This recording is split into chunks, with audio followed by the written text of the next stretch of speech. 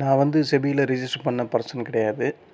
எந்த ஒரு ஷேரை வாங்குறதும் விற்கிறதும் உங்களோட ஓன் டிசிஷனாக இருக்கணும். நம்ம நிஃப்டி 50ல் அடுத்த ஒரு சில ஸ்டாக்ஸை பற்றி பார்க்கலாம். பஜாஜ் ஃபினான்ஸ்.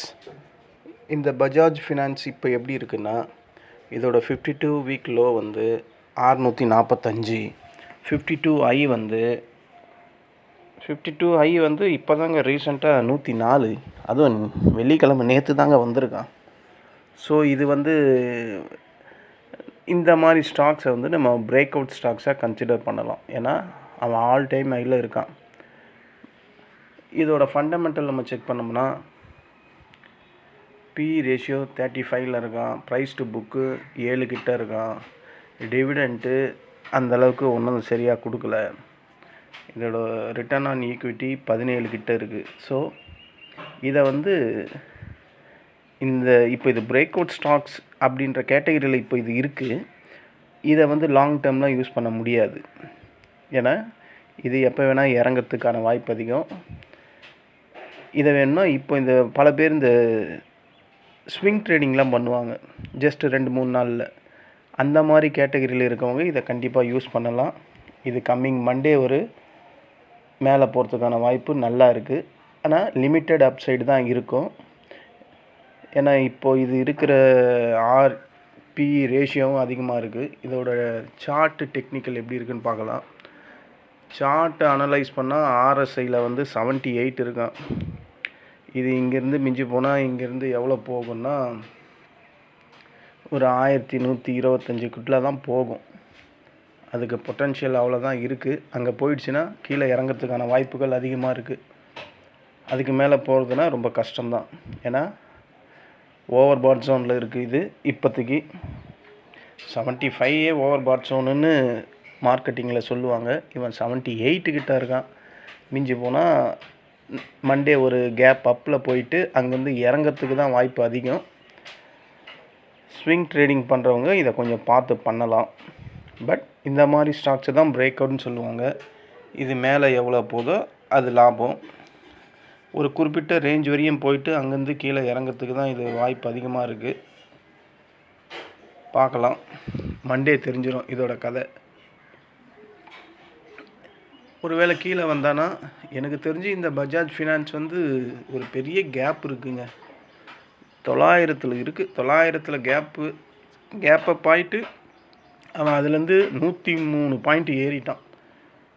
ஆனால் இவ்வளோ பெரிய கேப்பெல்லாம் வச்சு ஒரு ஸ்டாக்ஸு மேலே போகும் அப்படின்னா அது கஷ்டம்தான். போகிறதுக்கான வாய்ப்புகள்லாம் ரொம்ப கம்மி தான்.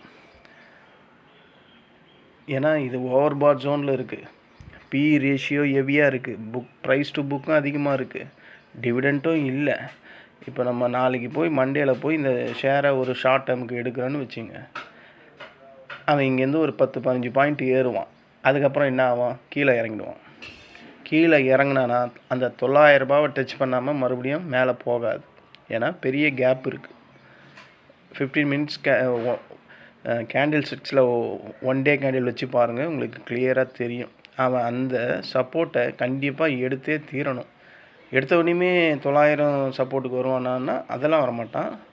ஃபஸ்ட்டு சப்போர்ட்டு அவனுக்கு இருக்கிறது வந்து 950. அந்த 950 இவன் கண்டிப்பாக வருவான். அது வர்றதுக்கான வாய்ப்புகள்லாம் நல்லாவே தான் இருக்குது. பார்க்கலாம் இது மண்டே இது எப்படி ஒர்க் அவுட் ஆகுது அப்படின்னு. நான் கணிக்கிறேன் இது மண்டே மேலே போயிட்டு அந்த 1 டே கேண்டிலே கீழே வர்றதுக்கான வாய்ப்புகள் தான் அதிகமாக இருக்குதுன்னு நான் கணிக்கிறேன். இந்த சார்ட்டோட டெக்னிக்கலை பார்த்து ஸ்விங் ட்ரேடிங்க்கு தான் இது பெஸ்ட்டு. அதுவும் 2 நாள் 3 நாள் வச்சுருந்து ப்ராஃபிட் பண்ணுறதுக்கு. ஆனால் 2 நாள் 3 நாள் இவன் மேலே சஸ்டெயின் ஆவானான்னு கேட்டால் எனக்கு என்னமோ டவுட் மாதிரி தான் இருக்குது. ஏன்னா ஓவர் பாட் ஜோன் மேலே தான் இருக்குது. எப்போ வேணால் இது கீழே இறங்கிறதுக்கு வாய்ப்புகள் அதிகம். அடுத்த ஷேர் வந்து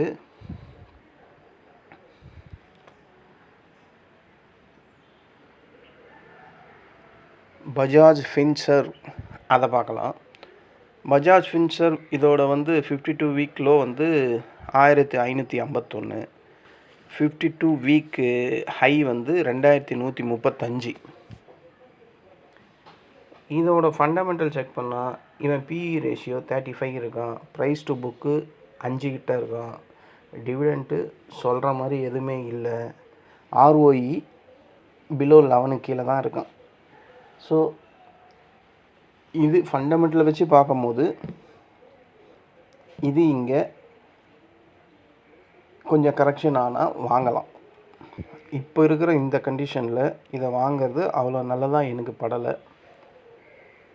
ஃபண்டமெண்டலை பார்த்து ஏன்னா பிஇ ரேஷியோ 35 கிட்ட இருக்கான். இதுக்கு முன்னாடி பார்த்த அந்த பஜாஜ் ஃபினான்ஸும் 35 அபோவ் தான் இருக்கான். ஆனால் அவன் ப்ரைஸ் டு புக்கு 9 கிட்ட இருக்கான், இவன் 5 கிட்ட இருக்கான். அவன் ஆர்ஓஇ நல்லாவே இருக்கான், இவன் ஆர்ஓஇ அந்தளவுக்குலாம் நல்லா இல்லை, பிலோவில் தான் இருக்கான். அவனும் டிவிடெண்ட் கொடுக்கல, இவனும் டிவிடெண்ட் கொடுக்கல. இதோட டெக்னிக்கல் சார்ட் எப்படி இருக்குன்னு பார்க்கலாம். டெக்னிக்கல் சார்ட்டை பார்த்தா இவன் வந்து ஆர்எஸ்ஐயில் வந்து 70 இருக்கான். இவன் இங்கிருந்து ஃபர்தராக மேலே போகிறதுக்கான வாய்ப்புகள் நல்லா தான் இருக்குது. எது வரையும் போகும்னா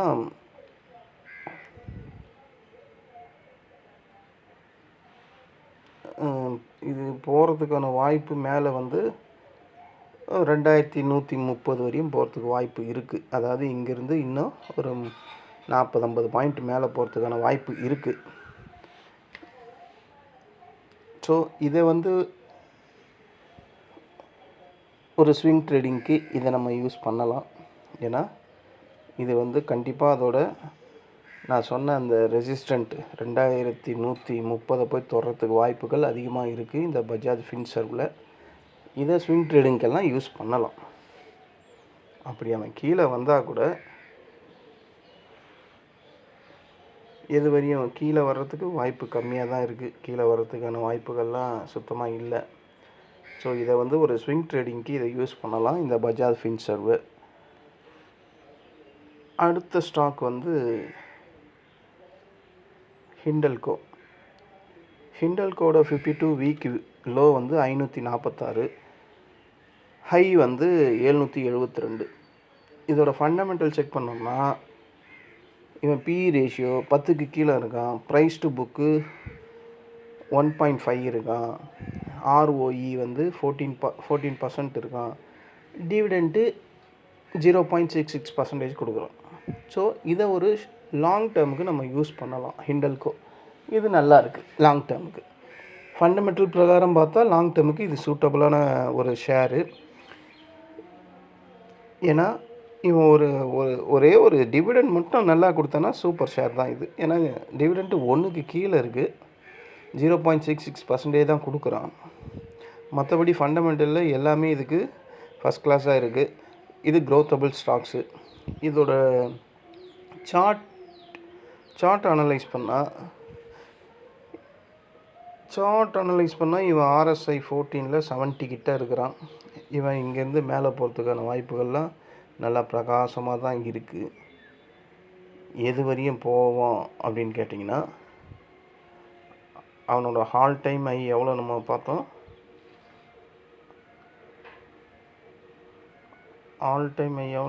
இதில்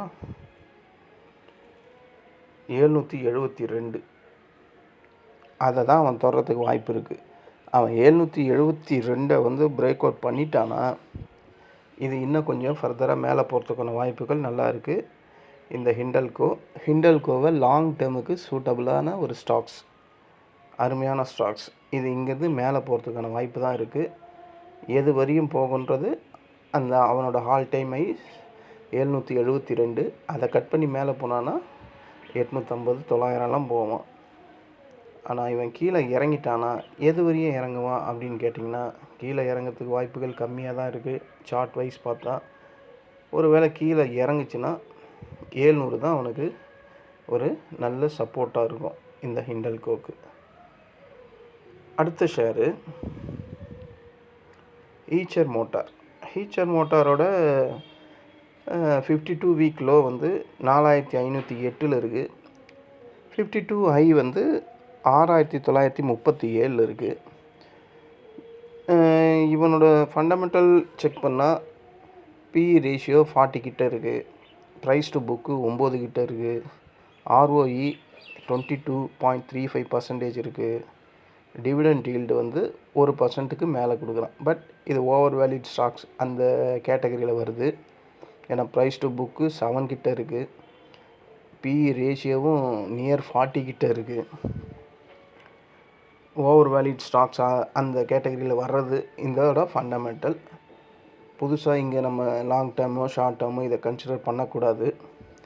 ஏன்னா ஃபண்டமெண்டலை பேஸ் பண்ணி பார்க்கும்போது இது ஓவர் வேலிடாக இருக்குது. நம்ம சார்ட்டை பார்த்தோம்னா சார்ட்டில் ஓவர் பாட் ஜோனில் தான் இருக்கான். ஓவர் பாட் ஜோன்லேருந்து 83 கிட்ட இருக்கான் ஓவர் பாட் ஜோனில் RSI. ஸோ இதை டோட்டலாக விட்டுருங்க. இந்த இடத்துக்கு இது புதுசாக நம்ம போய் எந்த ஒரு இன்வெஸ்ட்மெண்ட்டும் பண்ண முடியாது. லாங் டேர்மும் ஷார்ட் டேர்மும் ஸ்விங் ட்ரேடிங் கூட பண்ண முடியாது. இது கீழே வரணும். கீழே வந்தானா நம்ம வாங்கலாம். ஃபஸ்ட்டு அவன் கீழே வந்தானா எங்கே வாங்கலான்னா ஒரு 6000 வந்தானா அங்கே கன்சிடர் பண்ணலாம். அதுக்கும் கீழே வரணும். அவன் எது வரையும் வரணுன்னா ஒரு 5700 ரூபாய் வரையும் வரணும். ஏன்னா வாங்கி வச்சுருக்கவங்க பாவம் இல்லை, அவங்க ஆல்ரெடி கீழே வாங்கி வச்சு லாபத்தில் இருப்பாங்க. இப்போ அவங்கெல்லாம் என்ன பண்ணுவாங்கன்னா ப்ராஃபிட் புக் பண்ணுவாங்க. இப்போ அது அந்த ஸ்டேஜில் தான் இருக்குது. நீங்கள் போய் தேவையில்லாமல் அங்கே போய் வாங்கி மாட்டிக்காதீங்க. ஈச்சர் மோட்டாரை அப்படியே விட்டுடுங்க இந்த கண்டிஷனில். மாருதி அடுத்த ஷேரு. மாருதி இதோட 52 வீக் லோ வந்து 10,725. 52I வந்து 15,384. இவ்வளோ காய்ச்செல்லாம் குத்து நம்ம எங்கெங்கே வாங்க போகிறோம்? இதெல்லாம் பெரிய பெரிய ஆளுங்க வாங்கக்கூடியது. ஃபண்டமெண்டல் ரேஷியோ செக் பண்ணால் 34 கிட்ட இருக்குது. ப்ரைஸ் டு புக்கு 5 இருக்குது. இவன் டிவிடெண்ட் வந்து 1% கீழே தான் கொடுக்குறான். ROE நல்லா தான் இருக்குது, 16 கிட்ட இருக்குது. பட் இது ஓவர் வேலிட் கேட்டகரியில் வருது. அது இல்லாமல் ஹை ப்ரைஸ் ஷேரு. இதெல்லாம் நம்ம வந்து ஒரு ஷேரை வாங்கினாவே 15,000 15,500 ரூபா கிட்ட வருது. ஸோ அந்த 15,000 இருந்தால் நம்ம இதை விடையே சூப்பரான ஷேர்ஸ் எல்லாம் வாங்கலாம். ஸோ அதனால் இந்த மாருதியை வாங்குறவங்க வாங்கலாம். பட் 15,000 ஒரு ஷேரோட காஸ்ட்டே 15 ரூபான்னும் போது அது ரொம்ப எனக்கு தெரிஞ்சு ரொம்ப ஹெவி. வாங்கி வைக்கிறவங்க வாங்கி வச்சுருப்பாங்க, லாபம் பண்ணியிருக்கவங்க லாபம் பண்ணியிருப்பாங்க. புதுசாக வரவங்களுக்கான இடமா அப்படின்னு கேட்டால் புதுசாக வரவங்களுக்கான இடம் இது கிடையாது. மாருதி வேணும்னா இந்த மாதம் 22க்கு மேலே வேணும்னா இதை பார்க்கலாம். ஏன்னா கவர்மெண்ட்டில் ஒரு ஸ்கீம் இருக்குது. அது இல்லாமல் இந்த மாருதியில் மிகப்பெரிய கேப் வேறு ஒன்று இருக்குதுங்க. அதான் அந்த GST ரிஃபார்ம் வந்ததில் அப்போ வந்த கேப்பு 12,925 இருக்குது அந்த கேப்பு. ஸோ அவன் அந்த கேப்பெல்லாம் ஃபில் பண்ணாமல் ஃபர்தராக மேலே போவானான்னு கேட்டால் கண்டிப்பாக போக மாட்டான். கீழே வந்து தான் ஆகணும். நீங்கள் உதாரணத்துக்கு இப்படி நினச்சிங்களேன், இப்போ வந்து அவன் 15,325 இருக்கான், ஒரு 20,000 போயிடறான்னு வச்சுங்க. அப்போது இந்த 12,925 அவனை கண்டிப்பாக கீழே இழுத்துக்கிட்டு தான் வரும். ஏன்னா இவ்வளோ பெரிய கேப்பு. அதை ஃபில் பண்ணாமல் இந்த மாருதி மேலே மறுபடியும் போகிறது கஷ்டம். நீங்களே லாஜிக்காக திங்க் பண்ணி பாருங்கள். ஒரு பெரிய கேப் இருக்குது, அந்த கேப்பை ஃபில் பண்ணாமல் நம்ம வீடே எடுத்துங்க. இந்த சாரம் கட்டுறதுக்கெல்லாம் அங்கங்கே கல்லுக்கு கேப் விட்ருவாங்க. அதை வீடு கட்டி கிரகப்பிரவேசம்லாம் பண்ணதுக்கப்புறம் அந்த கேப்பை ஃபில் பண்ணாமையாக வச்சுருப்பாங்க. எப்படியும் அந்த கேப்பை ஃபில் பண்ணிவிட்டு தான் மேலே அதுக்கு மேலே ஃபர்தராக டெவலப் பண்ணுவாங்க, பூசுவாங்க, பெயிண்ட் பண்ணுவாங்க எல்லாமே. அது மாதிரி தான் இப்போ இந்த மாருதி இருக்குது. இவன் மேலே கட்டிக்கிட்டு தான் போகிறான் பில்டிங்கை. பட் அந்த சாரம் வச்ச இடம்லாம் இன்னும் ஹோல்ஸ் இருக்குது, கேப்பு. அதை ஃபில் பண்ணாமல் ஃபர்தராக இன்னும் இவன் மேலே ஸ்டெப்ஸ் போவானான்னு கேட்டால் டவுட்டு தான். அது இல்லாமல் இது வாங்கக்கூடிய ஸ்டேஜ்லேயும் இல்லை.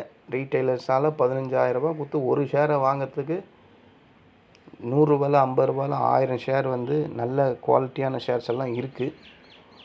அதனால் இதை அப்படியே வெல் லெஃப்டாக விட்டுடலாம். அடுத்தது டாடா மோட்டர்ஸ். டாடா மோட்டர்ஸ் நம்ம ஆல்ரெடி நான் இதுக்குன்னு செப்பரேட்டாகவே ஒரு ஆடியோ போட்டிருக்கேன். இதெல்லாம் ஒரு நல்ல ஷேர், லாங் டைமுக்கு ஃபஸ்ட் கிளாஸான ஷேர். நமக்கு ஒரு சொத்து சேரணும் நம்ம ஃப்யூச்சர்ஸ்க்கு ஒரு காப்ஸ் ரெடி பண்ணணும், பொருளாதாரத்தை டெவலப் பண்ணணும்னா அதுக்கெல்லாம் இந்த டாடா மோட்டர்ஸ்லாம் ஃபஸ்ட் கிளாஸான ஷேர். இதோட 52 வீக் லோ 535 வெரி ரீசெண்டாக தான் வந்தான். ஹை வந்து 1011. இதோட ஃபண்டமெண்டல் பார்த்திங்கன்னா பிஇ ரேஷியோ 13 தான் இருக்குது. ப்ரைஸ் டு புக்கு 2.2 தான் இருக்குது. இவங்கிட்ட ஒரே ஒரு இதுனா டிவிடெண்ட் கொடுக்கல. டாடா மோட்டார்ஸ் டாட்டாவோட ஒரு கம்பெனி, மிகவும் பேர் போன கம்பெனி, ஒரு டிவிடெண்ட் கொடுக்கல அப்படின்றது இதுதான் அதுக்கு ஒரு பெரிய குறையாக இருக்குது. இவந்தில் வேறு இந்த இது வேறு இருக்குதுன்னு நினைக்கிறேன் இந்த மாதம். அதாவது பப்ளிக் காரையும் கமர்ஷியல் காரையும் தனித்தனியாக பிரிக்க போகிறாங்க. அப்படி பிரித்தாங்கன்னா இந்த ஷேர் எல்லாம் இன்னும் மேலே போகிறதுக்கான வாய்ப்பு அதிகமாக இருக்குது. இது ஃபண்டமெண்டலாக பார்த்தோம்னா இது வாங்கக்கூடிய இடம் தான். லாங் டேர்முக்கு ஃபஸ்ட் கிளாஸாக இருக்கும்.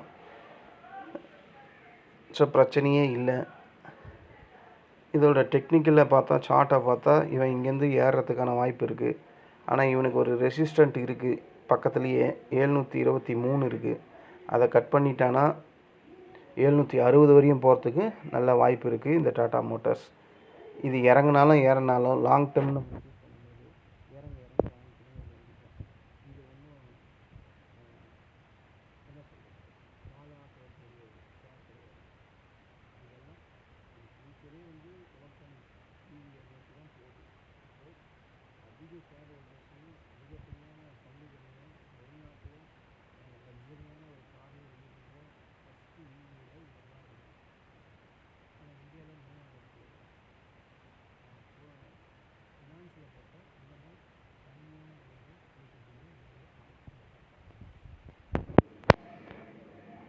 நம்ம அடுத்த ஷேரை பார்க்கலாம்.